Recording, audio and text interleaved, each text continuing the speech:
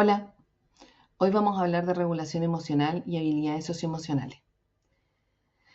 Bueno, la regulación emocional es básicamente la capacidad de manejar las emociones de manera apropiada, lo que implica tomar siempre conciencia de esta relación que existe entre la emoción, la cognición, o sea, cómo yo veo la situación que me está ocurriendo, qué nombre le pongo y qué pensamientos tengo acerca de eso, y el comportamiento que es la conducta que surgió como respuesta ante esta determinada emoción. La regulación emocional en el modelo del GROP, ¿ya?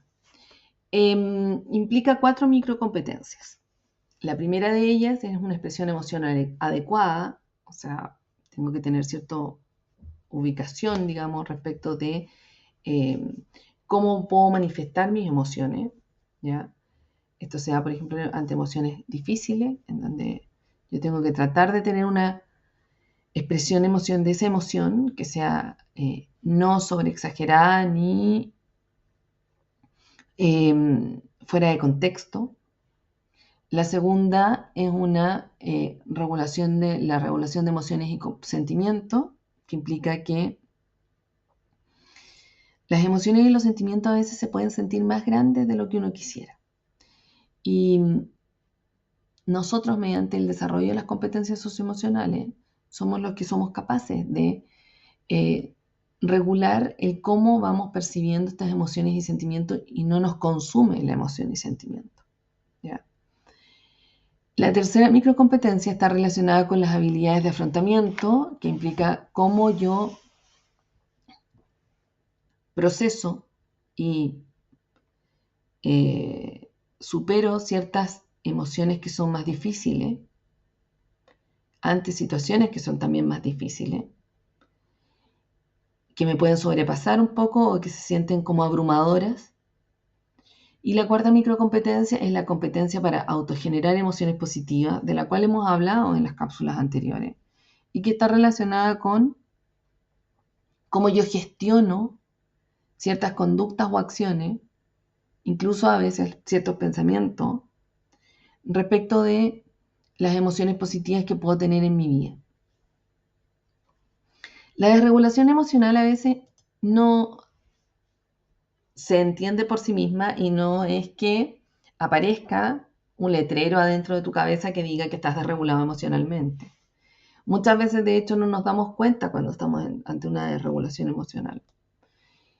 Y uno de los temas es que tiene ciertas señales, digamos, según el área en la que se vea, que nos dan una indicación o como una bandera roja respecto de eh, estas señales y de que estuviésemos ante una situación de desregulación emocional. ¿Cuáles son estas banderas rojas? Bueno, ya en el área física, por ejemplo, tenemos la tensión, el cansancio, un cansancio que no se pasa, digamos.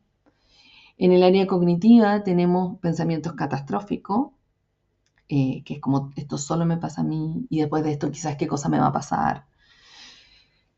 Y en el área conductual tenemos el tema de levantar la voz más de lo necesario. No es que el ejemplo clásico dentro de un patio no es cuando uno levanta la voz para que alguien no se caiga, porque ves que es inminente la situación de que se va a caer alguien, porque está corriendo un riesgo innecesario, sino que es levantar la voz en una conversación trivial, donde sientes que te estás consumiendo la emoción que estás teniendo. Y en el área emocional, muchas veces está asociado a la irritabilidad, de la cual a veces tampoco somos conscientes, pero muchas veces nuestro entorno sí nos dice que estamos más irritables.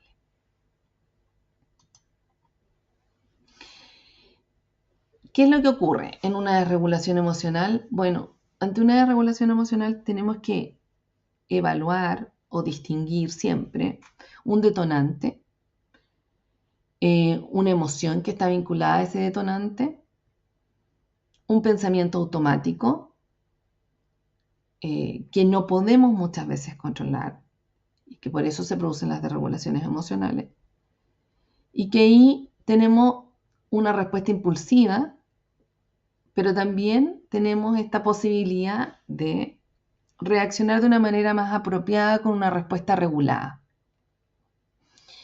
Es bastante interesante porque muchas veces nosotros sabemos qué cosas podemos presentar una desregulación emocional. Una fobia, por ejemplo, puede ser una situación que necesariamente implica una desregulación emocional. ¿Ya? Si alguien le tiene fobia a los ratones y de pronto en la calle ve un ratón, evidentemente no podemos esperar a que siga caminando tranquilamente, sino que probablemente va a tener una situación en donde puede llegar y saltar, puede saltar sin darse cuenta que iba caminando por la vereda y de pronto está en el medio de la calle. Y la idea es que podamos distinguir estas fases, ¿ya? Que son muy cortitas, entonces que hay que ser como bien minucioso a la hora de distinguirla, para poder tener una respuesta regulada o lo mejor regulación posible respecto a la situación. Hay que entender además que la regulación de las emociones no es lo mismo, no implica suprimir las emociones, solo implica que yo entiendo que estoy aterrada, por ejemplo, o yo entiendo que tengo mucho, mucho miedo, pero también sé que puedo tratar de controlar en la medida de lo posible la respuesta que tengo respecto de ese temor inmenso. Para ello es muy interesante, uno de los elementos que hemos visto últimamente que nos ha servido con algunos estudiantes, es el tema de que ante ciertas situaciones o ante ciertas emociones yo tenga una herramienta, como una herramienta estrella, digamos, y que haya como una reflexión respecto de esa herramienta estrella que puedo tomar. Es interesante porque además las herramientas que tengo son varias y no todas me van a servir. Muchas de ellas van a estar asociadas más que nada a fenómenos de mi carácter y de mi personalidad, y que no necesariamente, ¿a dónde voy? La estrategia asociada a la emoción no es universal. No es que exista siempre o vaya a funcionar en todos los individuos. En la mayor parte de los individuos va a funcionar, pero no es universal. Por ende, es bien interesante que cuando uno se lo plantea, sobre todo a niños más pequeños, le plantea que es una de las posibilidades, pero que si no le acomoda, puede buscar otra. Esto pasa igual con adultos y es, por ejemplo, ante una situación de frustración, en principio la estrategia o una estrategia muy útil, es la respiración consciente. Ante la rabia, la pausa breve. Nosotros, los encargados de convivencia escolar, tenemos un término y que es la frase irnos a Hawái, que consiste en que cuando uno está ya por ejemplo, en una entrevista con alguien muy complicado, lo que se hace es que te vas un segundo a Hawái. O sea, en un segundo es como que centras de nuevo, estás en una playa, tranquilamente, debajo de una palmera, y eso es irse a Hawái. Es como que por un instante tu pensamiento se va hacia estar en un lugar extremadamente agradable para ti, y luego vuelves. Esa pausa no es una pausa que, si ustedes se fijan, no me muevo de mi escritorio, pero sí hago una pausa consciente, muy breve, respecto de bajar de nuevo mi rabia y continuar adelante. También se da, por ejemplo, en situaciones de ansiedad, que el elemento clave, digamos, como para contrapesarla, es la anticipación. Y es, ok, la ansiedad es un miedo ante algo que es futuro, pero es un hecho incierto. Por ende, la anticipación y tener como cierto control respecto a las situaciones me dice que efectivamente podría ser una estrategia muy útil.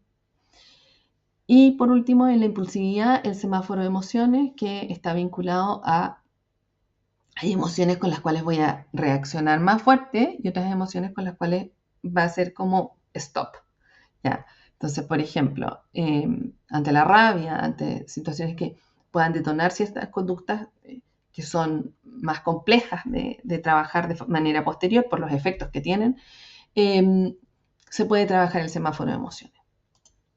Respecto a las competencias socioemocionales, tenemos que decir lo siguiente, y es que en el modelo del GROP, que es el modelo pentagonal, nosotros distinguimos 5 competencias clave, digamos, Pero es bien llamativo porque cuando uno empieza a trabajarlas, en realidad se va dando cuenta o va considerando que todas las competencias están vinculadas entre sí. Si bien es cierto, la conciencia emocional es la competencia que está a la base y que es la primera competencia que vimos, luego de ello empieza la regulación, dado que la, las competencias están vinculadas a cómo manifiesto esas emociones. También la autonomía emocional, que implica que las emociones no tengo necesidad de la validación de terceros para poder sentirla o expresarla. Y la competencia social, que vendría posteriormente junto con las competencias para la vida y el bienestar. En la competencia social está la vinculación con otros. Y en la competencia para la vida y el bienestar están elementos como cómo gestiono mi bienestar, eh, y cómo yo también, por ejemplo, vinculo con regulación emocional porque cómo traigo a mi vida más emociones positivas, que está en la regulación emocional, pero que también se vincula con competencias para la vida y el bienestar. Por ende, todas las microcompetencias que se derivan de estas 5 grandes competencias están vinculadas entre sí y a veces es difícil hacer acciones o actividades que solamente se vinculen con una competencia. En concreto, ¿qué podemos hacer? Lo primero es que como adulto tenemos que modelar calma, lo que significa que tenemos que buscar estrategias que nos puedan ayudar a vincularnos con esa calma y a encontrarla ante emociones difíciles. Esto no significa necesariamente meditar, pero sí requiere cierta práctica y reflexión respecto de qué hago o cuáles son mis estrategias estrella, digamos, para enfrentar situaciones desafiantes que me generan emociones que son más complejas. Lo segundo está vinculado con etiquetar las emociones. La frase sería, yo no tomo una bazuca para matar una hormiga. Entonces, una vez que yo distingo la emoción, mediante la conciencia emocional, yo le puedo dar un término.